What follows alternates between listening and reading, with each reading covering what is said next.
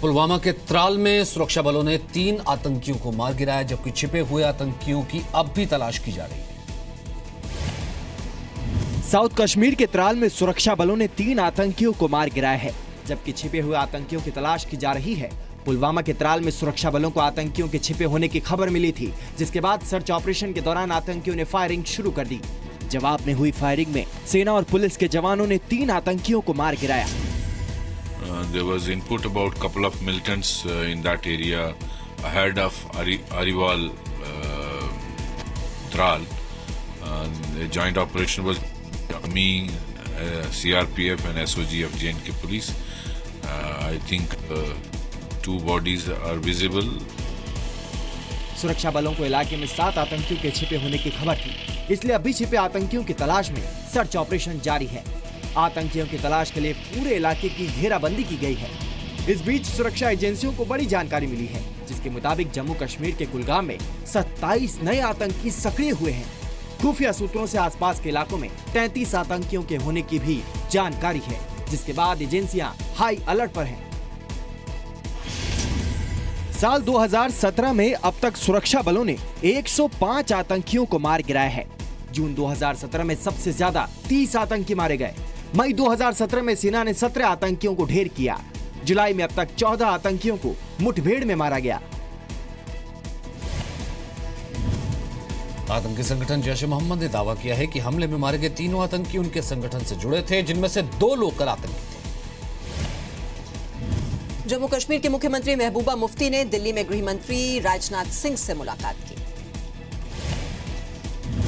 कश्मीर में मौजूदा हालात पर चर्चा करने के लिए आज महबूबा मुफ्ती ने गृह मंत्री राजनाथ सिंह से मुलाकात की। महबूबा ने अमरनाथ यात्रियों पर हुए आतंकी हमले और कश्मीर में मौजूदा हालात पर चर्चा की। महबूबा ने कहा कि आतंकियों का मकसद अमरनाथ हमले के बाद देश भर में दंगे फैलाने का था, लेकिन पूरे देश ने कश्मीर का साथ दिया। महबूबा ने कहा कि कश्मीर में लॉ एंड ऑर्डर की लड़ाई नहीं है, इसलिए इस लड़ाई में पूरे देश का साथ चाहिए। महबूबा ने गृह मंत्री और पूरे देश का मुश्किल वक्त में साथ देने के लिए शुक्रिया अदा किया। वहीं धारा 370 पर महबूबा ने कहा कि धारा 370 कश्मीर के लोगों के जज्बात से जुड़ी हुई है। इस जंग में बाहर के फोर्सेस इन्वॉल्व हैं, इन्फिल्ट्रेशन हो रही है, बाहर से मिलिटेंट आ रहा है और उनकी कोशिश यही होती है कि किस तरह से हम जम्मू कश्मीर के माहौल को खराब करें। ऐसे में होम मिनिस्टर साहब का जो सपोर्ट रहा, पूरे कंट्री का जो सपोर्ट रहा, जिस तरह से पूरे मुल्क में भाईचारा बना रहा, ये धारा 370 को अभी आपने देखा होगा, जब GST हमने पास किया तो हमारे प्रेसिडेंट ऑफ इंडिया ने उसको रिएफर्म किया कि धारा 370 जबकि GST को लागू करते वक्त धारा 370 का खास ख्याल रखा जाना चाहिए। महबूबा मुफ्ती ने कहा कि कश्मीर में हालात खराब करने के पीछे बाहरी ताकतों का हाथ है। महबूबा ने कहा कि कश्मीर में लड़ाई सिर्फ कानून व्यवस्था की नहीं है। महबूबा ने कश्मीर समस्या को हल करने के लिए पूरे देश से साथ देने की अपील की।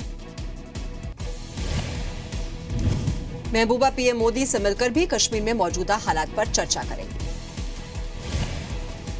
बिहार में महागठबंधन ने एक बार फिर दूरियां दिखाई हैं। सरकारी कार्यक्रम में नीतीश कुमार के साथ तेजस्वी यादव शामिल नहीं हुए।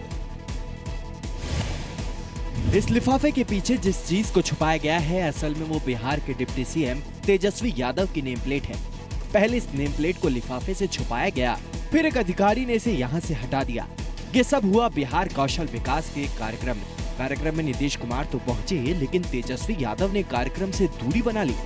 कार्यक्रम में नीतीश कुमार चीफ गेस्ट थे, जबकि तेजस्वी यादव स्पेशल गेस्ट थे, लेकिन तेजस्वी गायब रहे। RJD ने कहा कि मीडिया जानबूझकर ऐसी खबरें प्रचारित कर रहा है। वहीं JDU ने कहा है कि इस्तीफे को लेकर कोई डेडलाइन तय नहीं की गई है। शरद यादव ने भी कहा है कि महागठबंधन को बने रहना चाहिए। मुझे ताज्जुब ढकने और हटाने से नहीं है, मुझे ताज्जुब इस बात की है कि ये टर्बुलेंस, पहले तो आप नैरेटिव पैदा करो और उसके बाद एक नेम प्लेट को हीरो बना दो। आज तो पूरा 100 का 100 नंबर में दे रहा हूँ नेम प्लेट को। नीतीश कुमार जी ने न किसी से इस्तीफा मांगा है, न सीमा रेखा तय की, लेकिन नीतीश कुमार जी के मंत्रिमंडल के 3 लोग FIR दर्ज होने पे इस्तीफा दे चुके। दोहराने की आवश्यकता नहीं। गठबंधन बना रहना चाहिए, सबको यही प्रयास करना चाहिए। बहुत सी बातें हो रही हैं और हमारी पार्टी की तो साफ छवि रही है, लेकिन गठबंधन भी एक हकीकत है, वो बनी रहना चाहिए। लालू यादव और परिवार पर सीबीआई छापे के बाद से ही इस्तीफे की मांग उठने लगी। लालू यादव साफ कर चुके हैं कि तेजस्वी यादव इस्तीफा नहीं देंगे। जेडीयू कह चुकी है कि जिस पर आरोप लगे हैं वो तथ्यों के साथ जनता के सामने जवाब दे। जेडीयू ने कल नीतीश कुमार के घर पर विधायकों की बैठक बुलाई है। यूपी विधानसभा में एक बार फिर से संदिग्ध पदार्थ मिला है। एनआईए ने संदिग्ध पदार्थ को कब्जे में ले लिया। यूपी विधानसभा परिसर में फिर से संदिग्ध पदार्थ मिलने से हड़कंप मच गया। रात 11:30 बजे विधानसभा के एंट्री गेट के पास जांच के दौरान संदिग्ध पदार्थ मिला।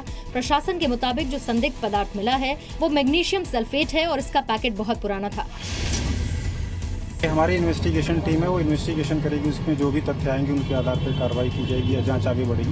बेसिकली अभी जो है हम लोग जो यहाँ की सिक्योरिटी का जो प्लान है उसके हिसाब से यहाँ का सर्वे कर रहे थे। विस्फोटक मिलने के बाद लखनऊ विधानसभा की सुरक्षा बढ़ा दी गई है। एटीएस की टीम ने आज पूरी विधानसभा का जायजा लिया। अत्याधुनिक मशीनों की मदद से पूरे परिसर की तलाशी ली गई।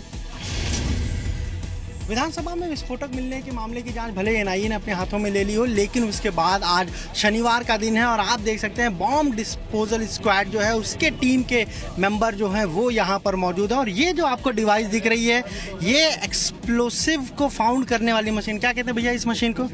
एक्सप्लोसिव डिटेक्टर है ये। पहले यूपी विधानसभा के अंदर पीईटीएन मिला, उसके बाद कल फिर विस्फोटक मिलने से सुरक्षा को लेकर गंभीर सवाल उठ रहे हैं। विधानसभा के अंदर ऐसा विस्फोटक तत्व पहुंच जाए तो कहीं न कहीं सुरक्षा में ढील है और ढील हुई है तो उसको देखना चाहिए। विधान भवन में ये इस तरह से एक्सप्लोजिव्स का पाया जाना एक बहुत ही दर्दनाक खबर है और मुझे लगता है कि ये सिक्योरिटी का एक बहुत बड़ा लैप्स है।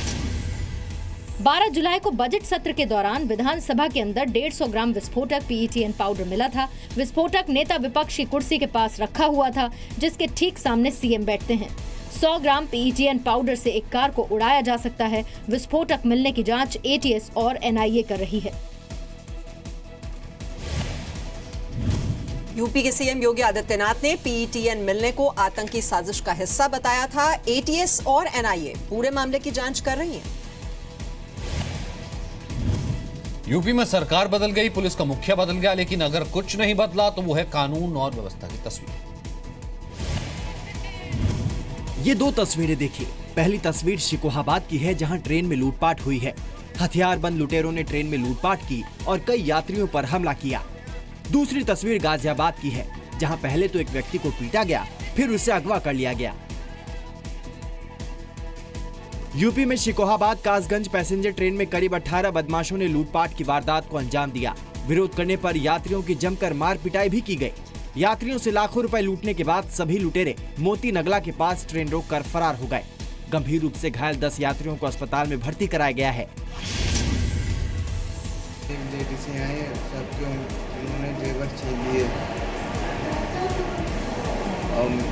सबको मारा, मेरे चाचा का सर फाड़ दिया, मेरे भाई का सर फाड़ दिया, मेरे भाई को बहुत मारा भैया और उसके चाटा मार दिया एकदम। हमने भैया क्या गलती हुई इसकी बेटे की, क्या गलती हुई बताए ना। मारा मार लगे रहे।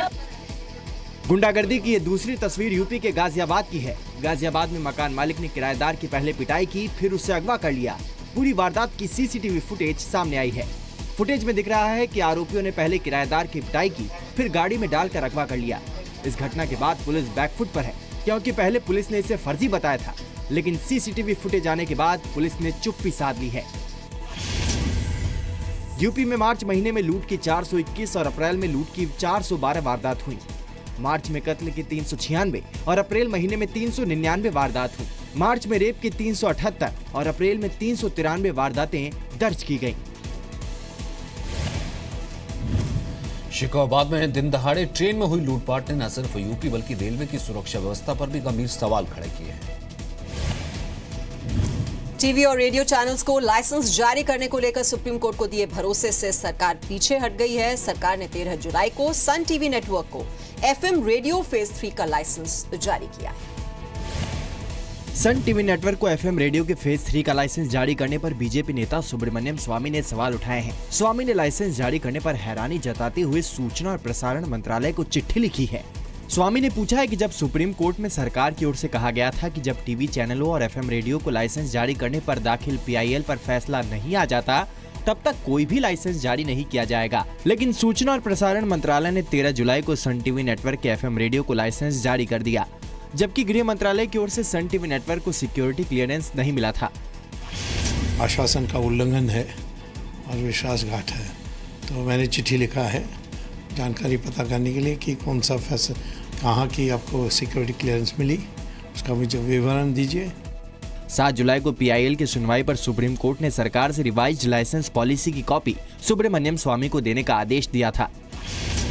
टीवी चैनल या FM रेडियो के लिए गृह मंत्रालय से सिक्योरिटी क्लियरेंस जरूरी। सिक्योरिटी क्लियरेंस के लिए सरकार ने पहली पॉलिसी जून 2015 में बनाई थी। सिक्योरिटी क्लियरेंस के लिए गृह मंत्रालय को नोडल एजेंसी बनाया गया था। दिसंबर 2015 में सिक्योरिटी क्लियरेंस पॉलिसी में बदलाव किया गया। 22 मानकों में से 17 मानकों पर गृह मंत्रालय की मंजूरी जरूरी। नए नियम के बाद सिक्योरिटी क्लियरेंस के लिए 22 मानकों में से गृह मंत्रालय के पास 17 ही बचे। बाकी 5 मानकों को संबंधित मंत्रालय को सौंप दिया गया। योगी आदित्यनाथ ने प्रदेश की अपनी यात्रा के दौरान दिखावे से बचने के लिए सलाह दी है। सीएम के मुख्य सचिव ने प्रदेश के अधिकारियों को इसके लिए निर्देश जारी कर दिए हैं। उत्तर प्रदेश के मुख्यमंत्री योगी आदित्यनाथ ने सभी अधिकारियों को हिदायत दी है कि उनकी यात्रा के दौरान विशेष इंतजाम से बचा जाए।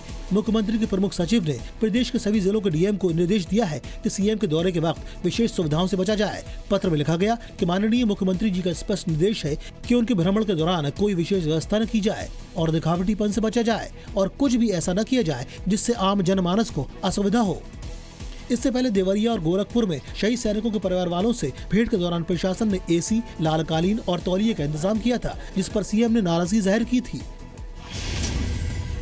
8 जुलाई 2017 को सीएम योगी आदित्यनाथ 2 दिनों के दौरे पर गोरखपुर पहुंचे। सीएम ने CRPF के शहीद सब इंस्पेक्टर साहब शुक्ला के परिवार से मुलाकात की। शहीद के घर पर प्रशासन ने सीएम के लिए AC और लाल कालीन का इंतजाम किया था। शहीद के घर खुद के लिए इंतजाम पर सीएम ने नाराजगी जाहिर की। अब तक सीएम की यात्रा के दौरान संबंधित जिला प्रशासन यात्रा के दौरान सुविधाओं पर बड़ी रकम खर्च करता रहा है, जिस पर रोक लग सकती है। देश के कई राज्यों में बाढ़ से बिगड़े हालात पर अब तक काबू नहीं पाया जा सका है। सबसे बुरा हाल असम का है, जहां बाढ़ की वजह से 52 लोगों की मौत हो चुकी है। असम में बाढ़ से हालात अब भी चिंताजनक बने हुए हैं। बाढ़ की वजह से असम में 52 लोगों की मौत हुई है, जबकि करीब 17 लाख लोग प्रभावित हुए हैं। असम के 26 जिलों में बाढ़ का असर है। बाढ़ की वजह से असम के 2240 गांव पूरी तरह से डूब गए हैं, जबकि 79,000 हेक्टेयर फसल बर्बाद हो गई है। बाढ़ की वजह से कांजीरंगा पार्क का 62% हिस्सा पूरी तरह से डूब चुका है, जहां बाढ़ की चपेट में आने से कई जानवरों की मौत हो गई है, जबकि ज्यादातर जानवर जंगल छोड़कर भाग रहे हैं। यहां फंसे जानवरों को बाहर निकालने और बचाने के लिए वन विभाग की टीम जुटी हुई है। मैं पब्लिकों को शुक्रिया अदा करूंगी, धन्यवाद अदा करूंगी, क्योंकि उन लोगों ने बहुत हमको मदद किया है। असम के साथ ही अरुणाचल, यूपी, उत्तराखंड, बिहार और मध्य प्रदेश समेत कई राज्यों में बाढ़ का असर है। यूपी में पिछले 10 दिनों से लगातार हो रही बारिश की वजह से कई नदियां उफान पर है, जिसकी वजह से नदियों से सटे गांव कटान की चपेट में आ गए हैं और फसलें बर्बाद हो रही हैं।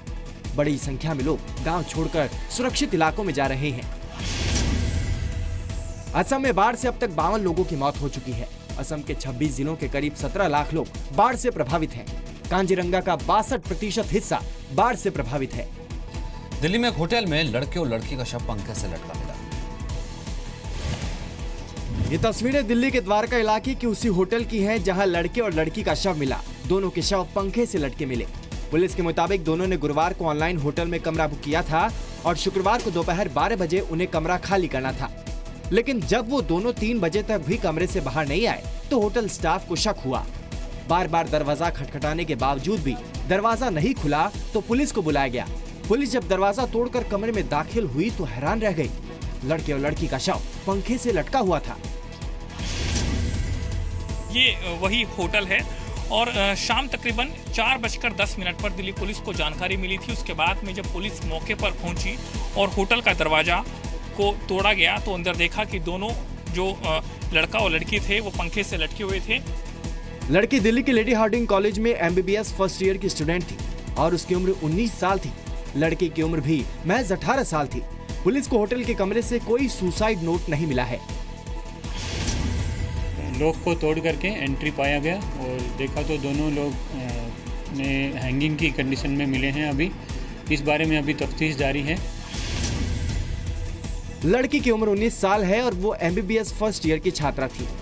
लड़की की उम्र 18 साल है और वो घर से ट्यूशन जाने की बात कहकर निकला था। लड़का और लड़की दोनों दिल्ली के रहने वाले थे। मौके से कोई सुसाइड नोट नहीं मिला है, लेकिन पुलिस को शक है कि ये मामला प्रेम प्रसंग का हो सकता है।